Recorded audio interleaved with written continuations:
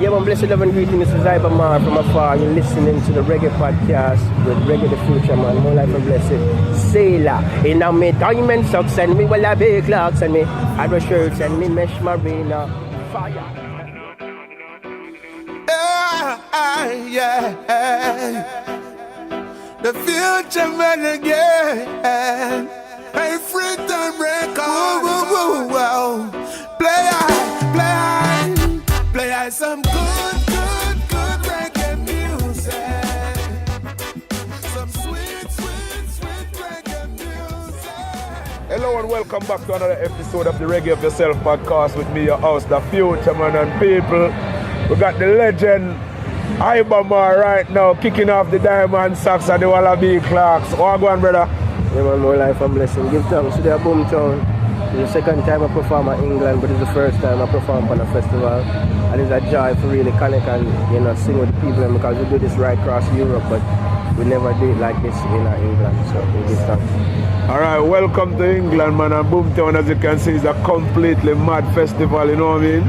Yeah, man, it's a huge festival, it's very diverse and it's a mixed vibes, a music, mixed vibes, art, artistry, it's not just music. So, it's a good experience to me, for bring back home, for bring back, to, not just my family them, but, fellow musicians and artists and things. So, we give thanks for the time. Yeah, man. I mean, the Reggae of Yourself is about the artist himself. Give people an insight into the artist himself. You see what I say? So, tell us where in Jamaica exactly you're from. Well, we come from a small community named, Cheesefield, in a town named Linstead, in the parish of St. Catherine, just outside of Spanish Town, a little bit down the road from Ocho just so, people really and truly get an idea when you say Kerma Africa Linstead Market, we're very popular for that. But, we grew up, very humble and,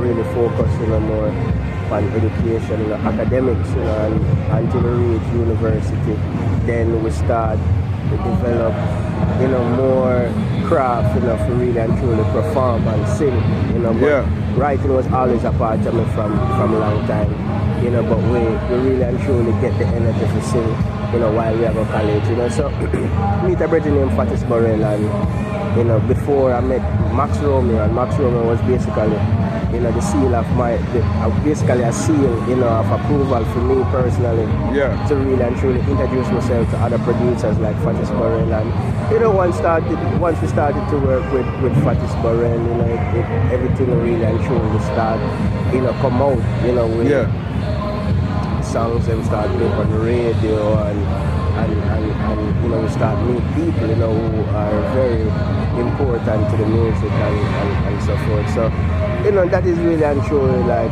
basically the starting for me. And, Will I Wait was one of them hit songs that really give me a break. And from then, we have songs like Burn and Let You Lead the Way, So Great Is Him, Diamond Socks, Love You Girl, just to name a few, and people connect right across the world, on different levels, because of different kind of messages, so, our inspiration comes through, and the teachings of Marcus Garvey, so my lifestyle is really and truly in my music, so whatever I live, whatever I say, I have to be a living example to the things of me, so, True. That is how we do it, like name, like nature, we're humble and we're calm, and that is what my name represents, Iba Mahr. So. Yeah, so Iba Mahr what's the meaning of Iba Mahr? Humble and calm. Humble and calm. Yeah, and some people always ask me like,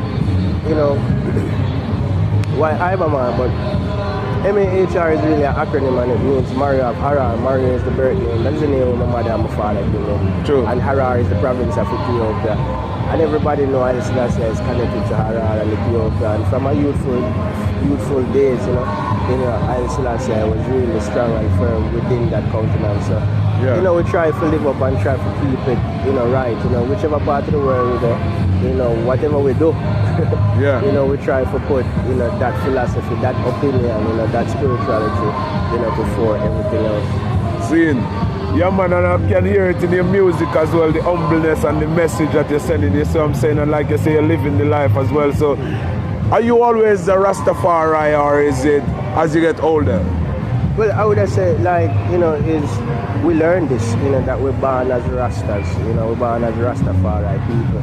It's just that, some people get to understand themselves, at a certain stage, and that is one of the things that happened to me, like, it started, with finding a healthier way, to live, a healthy lifestyle, and then we find that consciousness. So, for many people it's kind of different.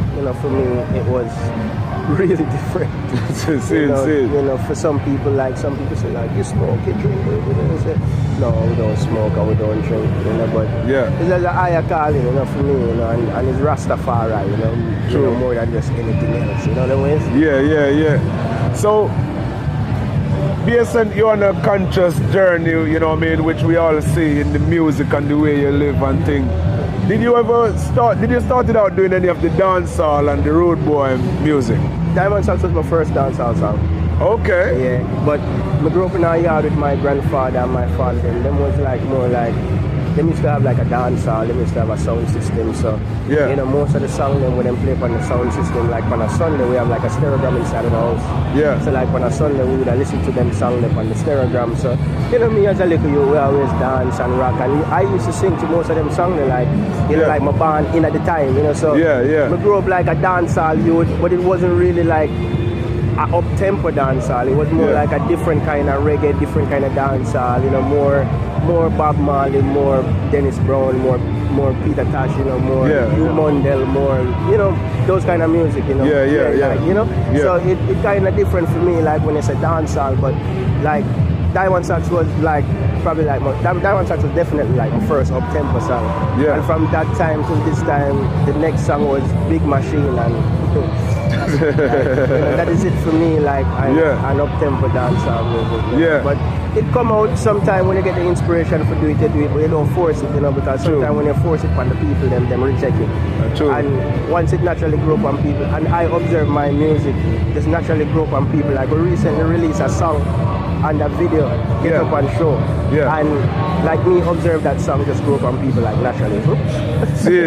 True. So, sometimes within the music and when you have a certain kind of fan base, you have to feed them with what they are used to, what they expected from you as well. And don't just surprise them. You can give them a thing here and there, but don't really and truly surprise them, and keep feeding them, So, True. We have a certain kind of fan base that we have to feed, we have to fuel them, So that is what I do, that is my duty, as a musician. So, I mean, in Europe, the reggae scene is much different from Jamaica because would you say people in Europe love the roots and culture of reggae more than Jamaica? It's a very complicated question. Because like me live among the people, I know how them feel about the music. And then when we come in Europe, it's like it's like so much people, but we don't have so much festivals in Jamaica. True. So it's very hard for we really even make a comparison. And Jamaica is what? Jamaica is like a dot, like most people that say on the map. So when you compare a place like Germany or you compare a place like Belgium, then in terms of population with Jamaica, like it's very hard. It's very hard for me to say, but I just know the people in Jamaica, them love the music. I just feel like our own people need for real and truly like promote the music. Like the people who have like a hand, like a hand on the music, them supposed to really like push it and get people into it, But the people love the music because people have the internet, them have the YouTube, them have the SoundCloud, them have the everybody just go and do their own thing, some of the time and they play their own music. So them sometimes them feed them own self. So basically reggae music in Jamaica, well obviously that's like, a lot of people can associate because reggae is more than just, listen and sing and dance, isn't it? It's kind of represent people. It's everything. It's everything, because the music's supposed to entertain, it's supposed to educate, and it's supposed to help people. It heals people too. It's supposed to be a medication, So, in a nutshell, I just feel like the music what we make now, it is nice that we learn things and we can fuse and we can create things out of what we learn.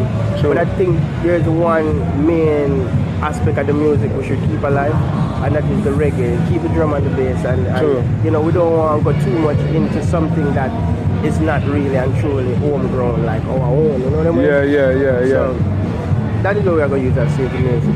All right, so I was watching an interview in Jamaica the other day, and they're saying that actually most of the royalty that came to Jamaica the other day gone to the overseas R&B and hip hop and all of these people. As one of the mainstream artists out of Jamaica, like Darnat, he is a legend in the business right now, because you name big all over Europe. As one of the mainstream artists out of Jamaica, how do you believe that most of the royalties that been paying out of Jamaica is paying to like Rihanna and all of these guys? Because they say most of the radio DJs, them are playing a lot of American R&B and those kind of things. I need to sit down and analyze the situation personally. Before. All right, brother. Yeah, man, brother, give thanks, man. It's a joy and a pleasure for you having on the Reggae of Yourself show, see? Yeah, man, give thanks, man. It's always a joy for me, to really and truly connect with the people in the yard and abroad. More life and blessing. We have a new project coming out. It's named Get Up on the Show, and it features like a couple of new tracks. Definitely the title track Get Up on Show is on it. Yeah. And we have a couple of features. The people them will love it. It's really and truly like a way to offset the promotion and get into the know of the album that is to come. So people can look out for that. And More Life and Blessing. And we're there Birmingham the 19th of August. And we're just there. We're just there. I try and connect with family, friends, and the music same way, and give thanks and bless up. More life and blessing. If you're right, say get up and show. Get up and show. Yeah, man, bless Some sweet